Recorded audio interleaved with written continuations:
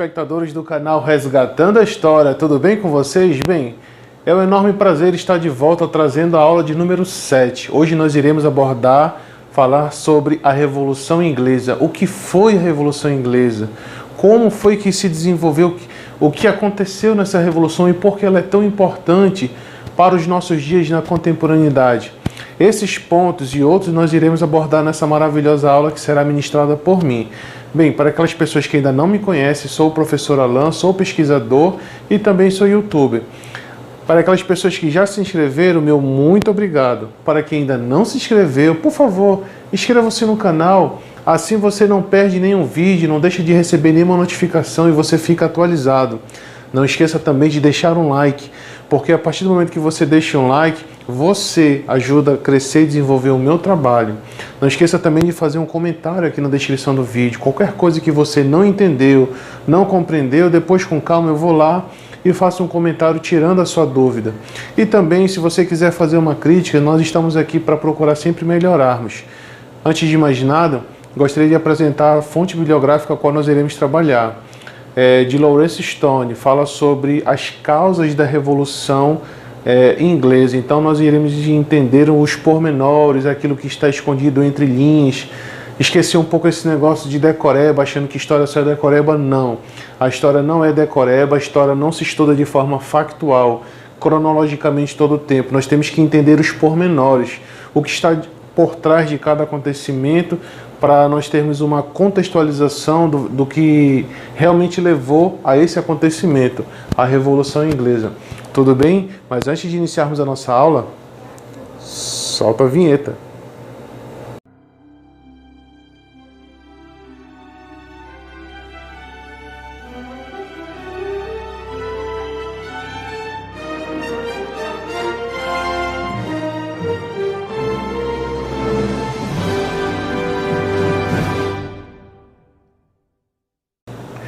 Bem, indo direto ao ponto, direto à nossa aula, vamos trabalhar sobre a Revolução Inglesa. Mas eu pergunto a vocês, em que período ocorreu essa revolução? Ocorreu no século XVII, ou seja, o processo revolucionário inglês. Mas professor, quais foram os motivos que levaram a essa revolução? Eu digo a vocês, foi uma questão política, foi uma questão econômica, mas acima de tudo também foi uma questão religiosa. Exatamente, uma questão religiosa. E trabalhando essa parte religiosa, eu começo com a dinastia Tudor, que tem tudo a ver com a questão da religião. Eu explico por quê.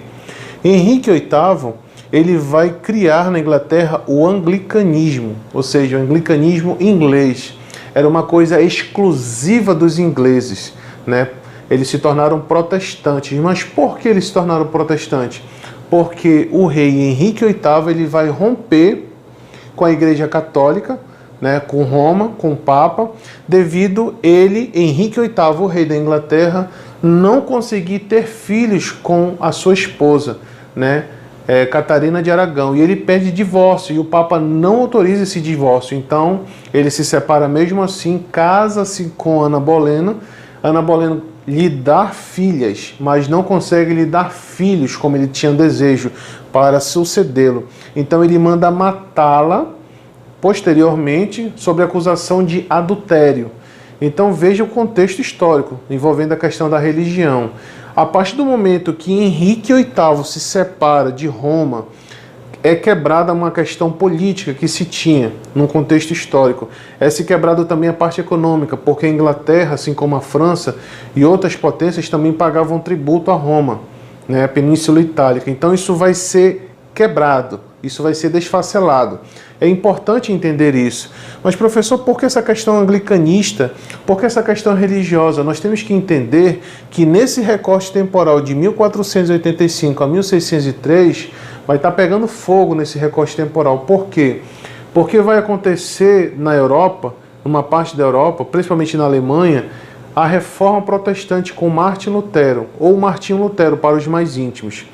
Em 1517, Martinho Lutero ele vai publicar as 95 teses na Alemanha. E isso vai dar reflexo em vários locais da Europa, como deu também na Inglaterra.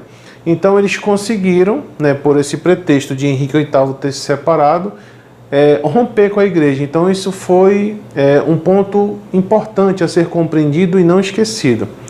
Outra parte importante, nós temos que entender que a rainha Elizabeth, que foi filha de Henrique VIII, ela governou por mais de 45 anos e dentro do seu governo houve muita prosperidade econômica. Eles se desenvolveram muito economicamente. Por quê? Porque temos que lembrar que no fim do feudalismo, do século XV em diante, estava nascendo a questão do absolutismo, né? O poder concentrado nas mãos do rei. Só que o que era bom para uns era ruim para outros. A nobreza vivia nas costas, né, sendo carregada pela burguesia, pelos comerciantes que faziam ali o comércio. Ou seja, esses senhores feudais também, que tinham pequenos feudos e eram da nobreza rural, eles estavam começando a ficar cansados também com isso. Mas vamos entender um pouquinho mais para frente. Vamos lá. Além da prosperidade econômica, o início do século XVII, os comerciantes possuíam uma burguesia forte e atuante. Esses comerciantes, eles não eram só dentro das cidades, eles eram também na zona rural. Quer ver? Vamos observar. O início do capitalismo não se restringiu apenas às cidades como a mais famosa de todas as cidades, a cidade de Londres. Não se resumiu somente a Londres.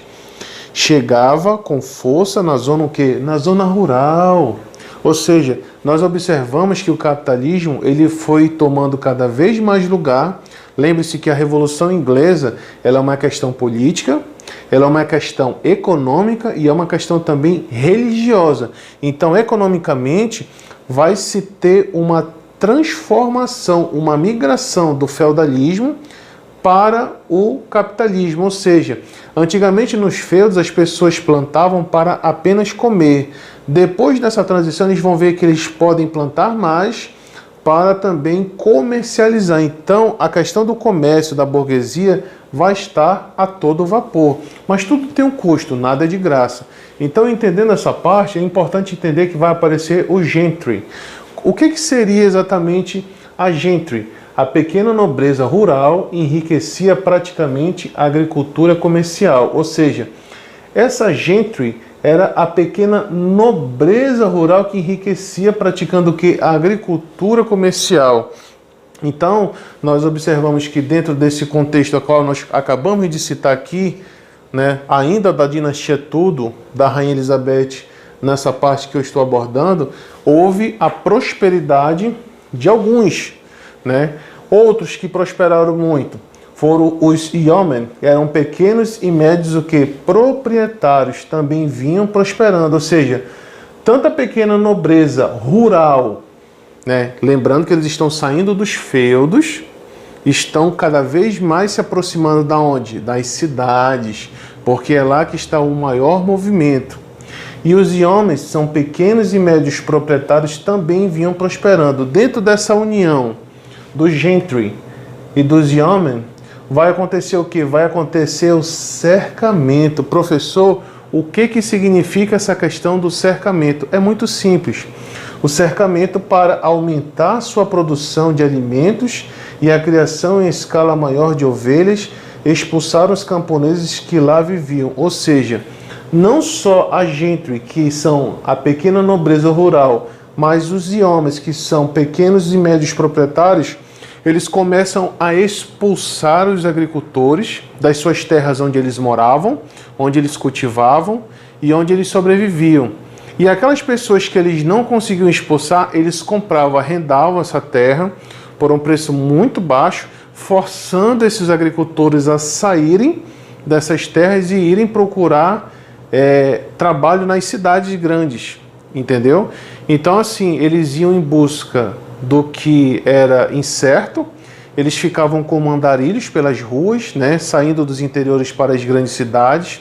Quando chegavam nas cidades, conseguiam salários muito baixos, trabalhos muito excessivos, né, cansativos, e essa foi a vida dos agricultores que plantavam, que tinham uma vida nos campos. Percebam que essa transformação, essa metamorfose, essa saída dos feudos, dando início à questão da comercialização, da grande comercialização, que deu início à questão do absolutismo, vai gerar proporções grandes, porque a gentry que é a pequena nobreza rural, e os pequenos médios proprietários, que são os homens, vão tomar conta cada vez mais e vão ganhando cada vez mais espaço. Estão compreendendo? Tá tranquilo? Vamos comigo. Terminou não. Bem, dando continuidade, é importante nós compreendermos o que foi dito até aqui. Por exemplo, a Inglaterra no século XVII. Apenas um breve resumo para que realmente a informação fique retida em sua mente. Olha só, parte da nobreza ela se aburguesou, ou seja, eles mudaram o sistema de produção em suas propriedades. Então isso tem que ficar claro para você nunca mais esquecer. Lembrando que a história não se estuda de forma factual, você tem que entender, compreender as partes, os entrelinhas para que você entenda o contexto como um todo. Um outro ponto importante é que na zona rural vai o quê? Vai ascender o quê? O campesinato, exatamente. O campesinato ele vai produzir alimentos para onde? Para as cidades. Lembrando que as cidades estão a todo vapor na Inglaterra. Um outro ponto importante é que nas cidades vai acontecer a ascensão de quem? Professor, vai acontecer a ascensão de quem? Vai acontecer a ascensão que? Da burguesia. Por quê? Porque eles são os proprietários manufatureiros. Você vê que o contexto ele vai mudando consequentemente. E para completar a parte da Inglaterra no século XVII, nós temos que entender também que todos esses impostos, ou pelo menos a maioria deles, eram cobrados dessas pessoas que aqui foram citadas. Uma outra parte muito importante, na dinastia Tudor, quase não foi solicitada a presença do parlamento. Já na dinastia Stuart, de Jaime I, de 1603 até 1625, vai acontecer o quê? Vai acontecer um grande problema entre o rei absolutista na dinastia Stuart e também o parlamento. Nós vamos ver agora. Antes de darmos continuidade, temos que entender que Jaime I era primo de Elizabeth I, ele era da Escócia. Então, depois da sua morte por Elizabeth não ter tido herdeiros e não ter se casado, né, o trono ficou vago e Jaime I, que era da Escócia, assume esse trono da Inglaterra. Então ele vai reinar de 1603 a 1625 e seu filho Carlos I vai reinar após seu pai de 1625 a 1649. Nós vamos ver parte por parte, tudo bem? Então olha só, vai acontecer o absolutismo Stuart nesse contexto histórico e outra coisa que vai acontecer, eles vão dar continuidade ao anglicanismo daqueles que fundaram, no caso, Henrique VIII e sua filha Elizabeth I, que deu continuidade. Seu primo Jaime vai dar continuidade e Carlos I também. Então, vai também acontecer a criação de impostos muito altos, que vai dar problema, ou seja, a oposição do parlamento vai ser ferrenha referente à dinastia dos Stuart. Um outro ponto importante é que Jaime I, quando assume o trono em 1613, ele já assume o trono num período meio que conturbado, porque muitas coisas e muitas práticas que eles faziam não era o parlamento de acordo. A mesma coisa acontece com Carlos I, que era filho de Jaime I. A mesma coisa nesse contexto acontece entre pai e filho, quando faz a sucessão de um para o outro, o parlamento ele continua com muitas coisas que ele não concorda. Em 1628 foi a criação dos direitos, ou seja, o que foi, professor? Essa criação dos direitos. Lembrando que a criação dos direitos já foi no reinado de Carlos I. Essa criação dos direitos era para deixar de ser cobrados os impostos abusivos. Um outro ponto, o rei não poderia mandar soltar ou prender sem que o parlamento, né, participasse. Então, na verdade, essa criação dos direitos que ocorreu em 1628, na verdade, muitos historiadores e pesquisadores a têm como se fosse a segunda Carta Magna. A Carta Magna foi escrita e promulgada em 1215, só que no decorrer da sua história ela não foi muito respeitada. Então, na verdade, essa segunda carta da criação dos direitos foi mais para que a dinastia Stuart, de Jaime I e seu filho Carlos I, observassem com mais carinho e a procurassem respeitá-la. Mas a gente observa no decorrer historiográfico desse recorte temporal que isso não aconteceu de fato. Então o que vai acontecer? Carlos vai se irritar, né? O rei Carlos I se irrita e vai fechar o parlamento que por 11 anos, exatamente. Carlos I ele fecha o parlamento por 11 anos e depois de 11, 12 anos, dependendo da fonte que você está lendo, pesquisando, gira em torno de 11 a 12 anos. Em 1640, Carlos I ele reabre esse parlamento. Mas por que ele reabre, professor? Porque houve uma invasão escocesa, exatamente, houve uma invasão escocesa dentro do território inglês. Então, essas pessoas que eram da Escócia, eles eram puritanos e queriam guerrear contra o rei, que era Carlos I, que defendia o anglicanismo. Então, o que Carlos I faz? Ele convoca novamente o parlamento para solicitar a cobrança de impostos para que ele possa fazer guerra contra a Escócia, ou seja, os invasores. O parlamento não aceita. Então vai se gerar mais problemas que nós iremos ver no decorrer da aula. Estão gostando? Não saiam daí. Bem, dando continuidade para ficar mais claro e termos a compreensão correta, Carlos I, ele depois da invasão dos escoceses, ele tenta reabrir novamente o parlamento, só que ele tenta convencer o parlamento a fazer o quê? A liberar autorização para fazer cobrança de impostos à sociedade e o parlamento recusa. Resultado disso, guerra civil, ou seja, a revolta puritana que ocorre no recorte temporal de 1640 a 1648. Então acontece a famosa guerra civil que nós conhecemos nos livros historiográficos, ou seja, a Revolução Puritana. Fiz um breve esquema para que você fique entendido de como foi dividido essa guerra civil. Nessa guerra civil ficaram os cavaleiros contra os cabeças redondas. Os cavaleiros eles eram a nobreza feudal, e a nobreza feudal lutava e defendia o interesse do rei, ou seja, o rei Carlos I. Já os cabeças redondas eles representavam a burguesia puritana, mas a nobreza, o que? Aburguesada, ou seja, um não concordava com o outro, e com isso surge a famosa Guerra Civil, ou seja, a Revolução Puritana. Dentro dessa Revolução Puritana vai se destacar um grande líder. Quem é esse líder famoso? Olivier Cromwell. Ele vai conseguir reunir os cidadãos, um exército de cidadãos, e vai fazer com que esses cidadãos não obedeçam e não acatem mais a ordem de Carlos I, rei da Inglaterra. Dentro dessa vertente vai surgir pensamentos e vai surgir também vertentes. A primeira vertente são os Diggers, depois os Lavians. Entendendo que cada um estava propondo naquele contexto histórico, vamos lá. Os Diggers, eles eram os escovadores e queriam o quê? Eles queriam o fim da propriedade privada. Já os Lavians, eles tinham uma outra proposta. A proposta dos Lavians, eles tinham a proposta de igualdade jurídica para todos, exatamente. Enquanto uns observavam que todos deveriam ter direitos iguais perante a sociedade, os Diggers, eles queriam o fim da propriedade privada.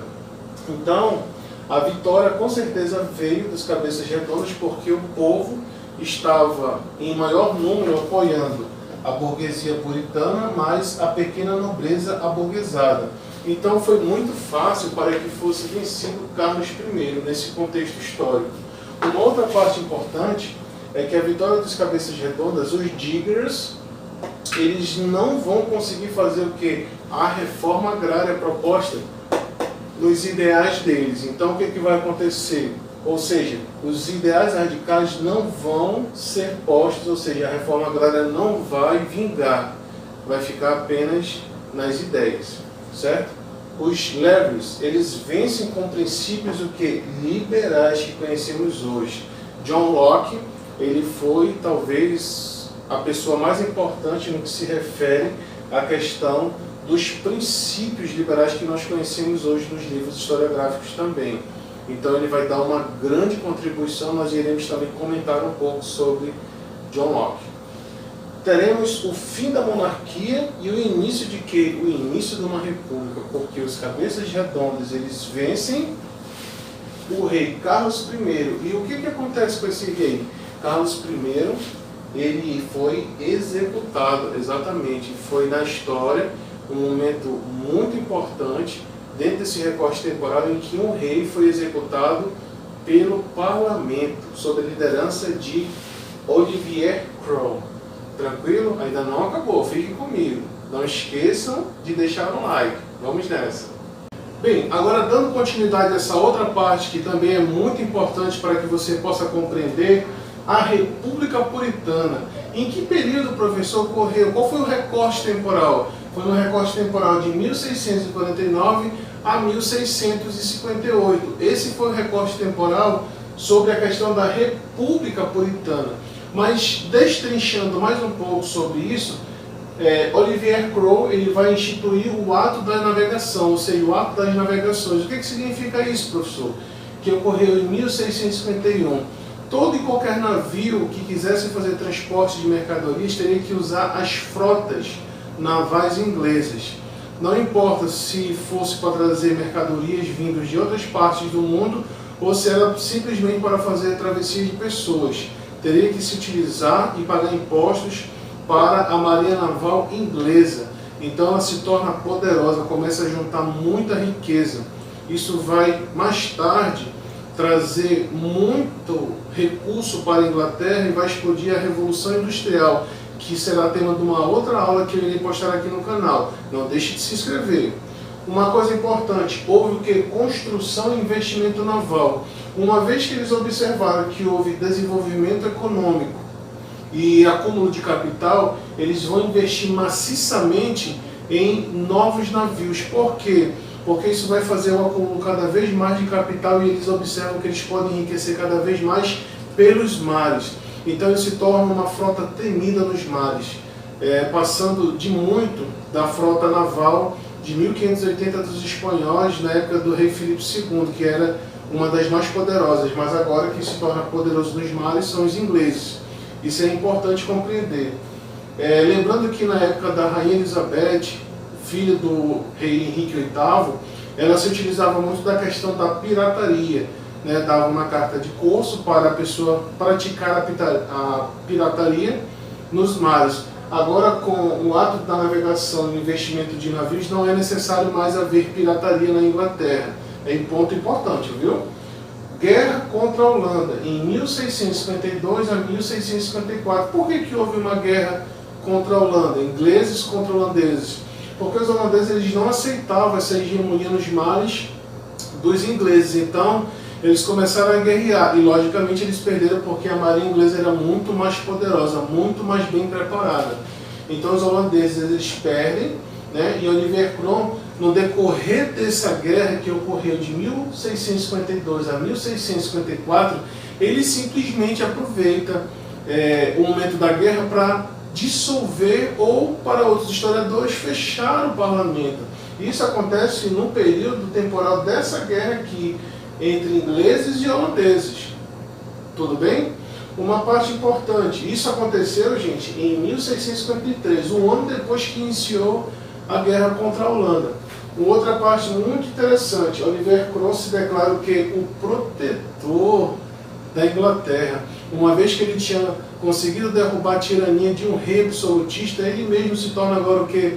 Um tirano, usurpando, tentando dissolver o parlamento, acabar com o parlamento e se auto-intitular o protetor da Inglaterra. Veja que ironia. Depois da morte e do pouco período que passou no poder, depois da morte de Olivier Cromwell, vem seu filho Ricardo, que não tinha a mesma persuasão de persuadir, no caso, o parlamento, ou de sufocar rebeliões que ocorriam na Inglaterra. Então logo ele vai ser deposto. E o parlamento ele vai convidar uma dinastia que já havia subido ao poder, ou seja, vai retornar a dinastia dos Stuart, convidada pelo parlamento. Então vai ser chamado o filho de Carlos I, que é Carlos II. Carlos I, só lembrando, ele foi decapitado no momento que Olivier Cromwell assumiu. Então, depois volta ao poder Carlos II, que era filho de Carlos I. O recorte temporal é de 1660 a 1685, mas sob os seguintes requisitos. Ele deveria voltar e deveria fazer aquilo que o parlamento pedisse. É lógico que para receber esse benefício ele aceitou de primeira, mas ele, por achar que por ser rei era a vontade de Deus, ele começou a desfazer muitas coisas que o parlamento havia solicitado a ele. Então já gerou atrito. Ele queria retornar o catolicismo, lembrando que nessa época o contexto histórico da Inglaterra era um contexto que era um contexto protestante, então o catolicismo não cabia muito bem nesse contexto aqui. Então isso gerou problemas dentro do parlamento. Isso causa divisão entre dois grupos no parlamento. Quais são esses grupos que vão se destacar nesse quesito aqui onde Carlos I retorna com o catolicismo? Dois grupos se destacam: os Whigs, que são os liberais puritanos, liderados por John Locke, do justnaturalismo. John Locke ele vai ser uma pessoa diferenciada por quê? Porque, como ele representa o Whigs, liberais puritanos, ele vai defender o justnaturalismo. Ou seja, o que significa isso, professor? A pessoa tem direito à vida, tem direito à liberdade, tem direito à propriedade privada. Isso é um direito natural e que não pode ser ferido. John Locke também defende o seguinte, que é importante que todo o reinado, ou toda pessoa que esteja no poder, defenda o interesse de todos. Uma vez que essa pessoa subjugue o cidadão, ela deve ser tirada mesmo que a força. Então, John Locke, ele vai representar os liberais puritanos, ou seja, ele vai defender o justnaturalismo. Tranquilo? Já os Tories são os conservadores na nobreza feudal, né? Só que eles são o que? Anglicanos. E John Locke, ele era o que? Puritano. Entenda essa diferença. O protestantismo reinava, né, no cotidiano da Inglaterra. E o retorno de Carlos II, ele queria colocar o catolicismo. Agora você compreende por que não casa? Existe atrito, existe esse rachamento entre puritanos e anglicanos, porque eles não vão aceitar o que? O catolicismo retornar na Inglaterra, uma vez que foi criado o anglicanismo pelo rei Henrique VIII. Uma outra parte importante, Jaime II, que foi filho de Carlos II, na verdade Carlos II, depois assume seu irmão Jaime II, que era filho de Carlos I, que foi decapitado. Então, quando Jaime II ele assume, ele tenta restaurar também o que? O catolicismo, só que isso foi em vão. Por que foi em vão? Porque a mesma dificuldade que seu irmão Carlos II passou, o seu irmão Jaime II também irá passar. Uma parte importante é que a posição dos Whigs e dos Tories, os liberais e os conservadores, vão se unir para derrubar quem? Para derrubar Jaime II. E vai nascer daí o quê? Vai nascer daí uma nova revolução que nós iremos ver agora. Não saia daí. Bem, indo agora para a nossa última parte, talvez uma das partes mais importantes para compreendermos o contexto da Revolução Inglesa, trago a vocês a Revolução Gloriosa que ocorreu de 1688 até 1689. Professor, por que ela é chamada de Revolução Gloriosa? Explico por quê. Porque nessa revolução não houve derramamento de sangue. Digamos assim que foi uma revolução meio que pacífica. Tudo bem? Importante que nessa vitória da Revolução Gloriosa, a vitória também foi do parlamento. Então o parlamento ele estava dividido em duas partes. Só para representar, eu coloquei aqui para vocês os Whigs e os Tories. Os Whigs eram os liberais e os Tories eram os conservadores. Lembrando que os liberais é representado na pessoa de John Locke, do justnaturalismo, né? Direito à vida, direito à propriedade privada, né? Direito aos direitos naturais do ser humano, é o que ele defendia. E os conservadores representavam a antiga burguesia, a antiga nobreza feudal que fez a migração para o antigo sistema absolutista, que agora se torna o quê? Sistema parlamentarista, só para contextualizar, para que vocês não se percam. Então vai acontecer o quê? Vai acontecer que o parlamento vai eleger um novo monarca. Quem era esse monarca? Era Guilherme de Orange, ele era príncipe da Holanda, então ele é convidado pelo parlamento, através dos liberais e dos conservadores, para assumir o trono de quem? Da Inglaterra. Porque o filho, lembrando que o filho de Oliver Cromwell, Ricardo, ele não era e não tinha as habilidades do seu pai. Então, retiram Ricardo, certo? E quem assume é Guilherme de Orange, príncipe da Holanda. Ele se casa com quem? Ele casou-se com Maria, filha de Jaime II, que era protestante. Então, por Guilherme de Orange príncipe da Holanda ser protestante e Maria, filha de Jaime II, também ser protestante, agradou quem? Agradou o parlamento. Então isso foi bom. Por quê? Porque Guilherme de Orange, juntamente com o parlamento, eles vão criar um documento. Que documento é esse, professor? Esse documento é Bill of Rights, que significa o quê? A Carta de Direitos, talvez um documento mais importante dentro da transição do absolutismo para o parlamentarismo. Por quê? Porque nessa Carta de Direitos vai acontecer o quê? A criação do exército parlamentar, certo? Vai também acontecer a preservação da propriedade privada proposta pelos liberais de John Locke, justnaturalismo, lembra? Uma outra parte importante, vai ter autonomia do poder judiciário, ou seja, o rei ele não vai mais ditar as regras, vai existir um poder comum entre a sociedade, no caso o poder judiciário vai julgar conforme a lei à luz da igualdade, que também foi proposta pelos liberais. Dando continuidade, também vai acontecer a manutenção do voto censitário. Professor, o que significa essa questão do voto censitário? Lembrando que o parlamento agora governa, então o voto censitário vai ser comandado pelos liberais e pelos conservadores. O povo não vai ter acesso direto à questão de voto, porque o parlamento ele vai fazer essa manutenção. Passando para essa outra parte aqui, nós vamos ter também o que? A liberdade de imprensa. Por quê, professor?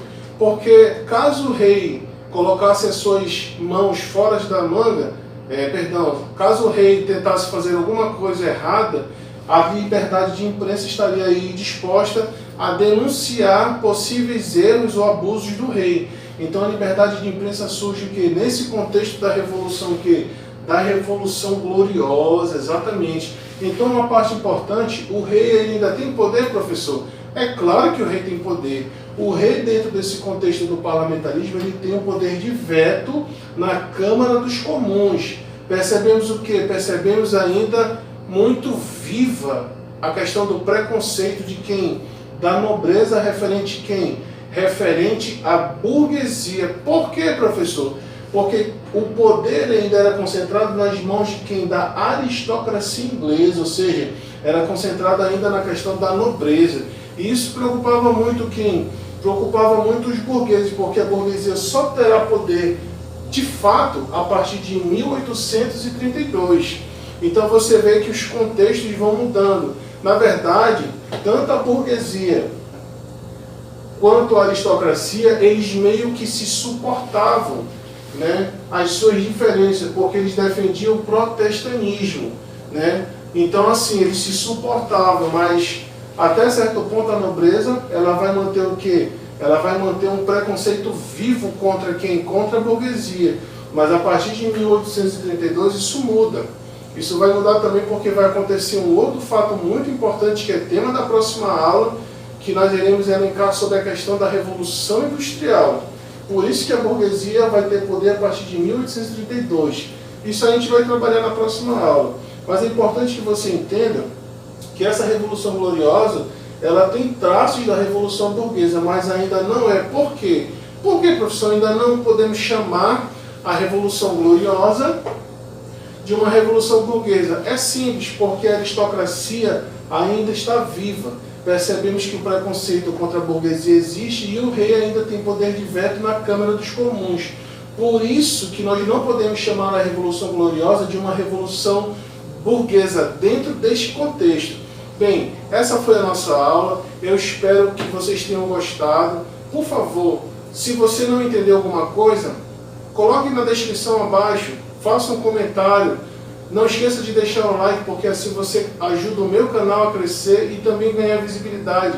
Se você gostou realmente da aula, compartilhe com outros grupos de WhatsApp, de Facebook, de Instagram, porque assim muitas pessoas terão conhecimento de uma aula tão importante que serve para os nossos dias contemporâneos.